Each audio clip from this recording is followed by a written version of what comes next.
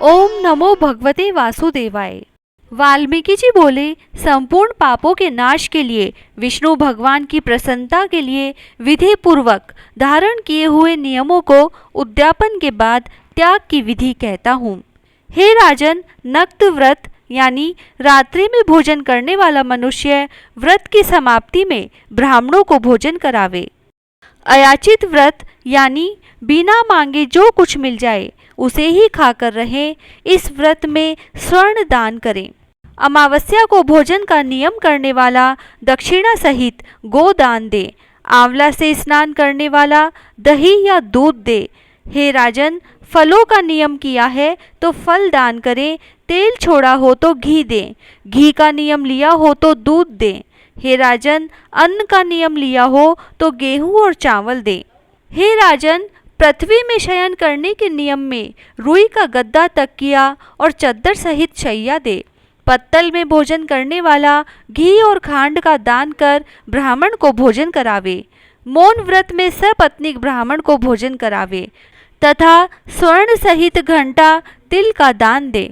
हे राजन, नख और बाल न बनवाने के नियम में दर्पण दे। जूता पहनना छोड़ा हो तो जूतों का दान दे। नमक त्यागने पर अनेक प्रकार के रस दान दे। दीपदान किया हो तो पात्र सहित दीपदान करें। भक्ति से अधिमास में जो मनुष्य इस प्रकार करता है वह सदा बैकुंठ वास करता है। तांबे की कटोरी में घी और स्वर्ण की बत्ती रख कर दीप का दान करें। व्रत की संपूर्णता के लिए चाहे सोने का एक पल का ही दान करें। एकांतर उपवास में वस्त्र उड़ाकर स्वर्ण के टुकड़ा सहित सोने के या मिट्टी के 8 घड़ा दान में दें। मास के अंत में छाता, जूतों सहित 30 लड्डुओं का दान करें और बोझा ढोने लायक बैल दें। इन सब के अभाव में या असमर्थ होने पर, हे राजन, सब व्रतों का सिद्धिदाता ब्राह्मण का आशीर्वाद होता है। जो मनुष्य एकमात्र अन्न से मलमास को बिताता है वह मनुष्य चतुर्भुज यानी विष्णु रूप को हो परम गति प्राप्त करता है। इस संसार में एक अन्न से उत्तम कुछ भी नहीं है। एक अन्न के सेवन से सिद्ध मुनिजन उत्कृष्ट मोक्ष को प्राप्त हुए हैं। जो मनुष्य अधिमा में रात्रि में भोजन करता है वह राजा हो सब कामनाओं को प्राप्त करता है, इसमें संशय नहीं है। प्रातःकाल देवता भोजन करते हैं और दोपहर को मुनिजन, तीसरे पहर में पितृगण और चौथे पहर में मनुष्य अपनी आत्मा की तृप्ति के लिए भोजन करें। हे राजन, जो सब समय को व्यतीत कर चौथे पहर में भोजन करता है उसके ब्रह्म हत्या आदि सब पाप नाश हो जाते हैं। और हे महीपाल, रात्रि में भोजन करने वाले को सबसे अधिक पुण्य मिलता है और वह प्रतिदिन अश्वमेघ यज्ञ करने का फल पाता है। जो हरि भक्त अधिमास में उड़द नहीं खाता है वह सब पापों से छूट जाता है।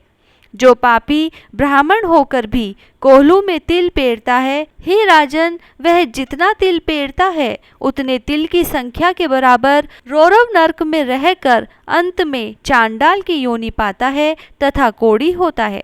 जो मनुष्य इस अधिमास में शुक्ल पक्ष और कृष्ण पक्ष की एकादशी का उपवास करता है वह विष्णु रूप हो देवताओं से पूजित तथा अप्सराओं से सेवित हो विष्णु लोक में जाता है। एकादशी व्रत करने वाला दशमी और द्वादशी को एक बार भोजन करे। भगवान की प्रसन्नता के लिए जो ऐसा करता है वह स्वर्ग में जाता है। हे राजन, कुशा के आसन को न त्यागे। जो पुरुष कुशा से मल, मूत्र, कफ या रुधिर को साफ करता है अर्थात झाड़ू का काम लेता है वह विष्टा का क्रमी होता है। कुशा अत्यंत पवित्र होती है। कुशा के बिना सभी धर्म क्रिया वृथा है, क्योंकि कुशा की जड़ में ब्रह्मा, बीच में जनार्दन भगवान और अग्रभाग में शंकर निवास करते हैं। इसीलिए कुशा से मार्जन करें। शूद्र जमीन से कुशा को न उखाड़े और कपिला गाय का दूध न पीवे। हे भूपते, न ढाक की पत्तल में भोजन करे और न ओंकार मंत्र का उच्चारण करे।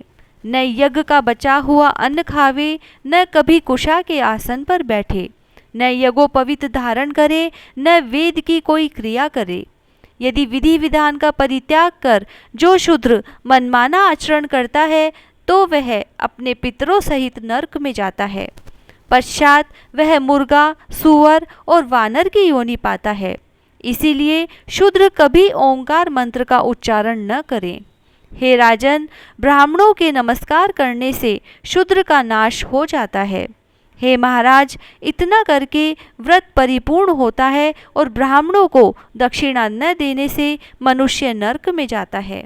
व्रत में विघ्न होने से अंधा और कोढ़ी होता है। हे भूप, पृथ्वी के देवता ब्राह्मणों के आशीर्वाद से ही मनुष्य स्वर्ग को जाता है। अतएव कल्याण की इच्छा करने वाला विज्ञानी पुरुष ब्राह्मणों के वचनों का उल्लंघन न करे। यह मैंने कल्याणकारी, पापनाशक, शुभ फल देने वाला, माधव भगवान को प्रसन्न करने वाला, मन को आनंददाता उत्तम धर्म का रहस्य बतलाया है। पुरुषोत्तम भगवान की कथा को उनकी प्रसन्नता के लिए हे राजन, जो प्रेम से सुनेगा या पढ़ेगा वह योगेश्वर हरि भगवान के परम लोक को प्राप्त होगा। जय श्री राधा कृष्णा। पुरुषोत्तम भगवान की जय। 26वां अध्याय समाप्त। जय श्री राधे।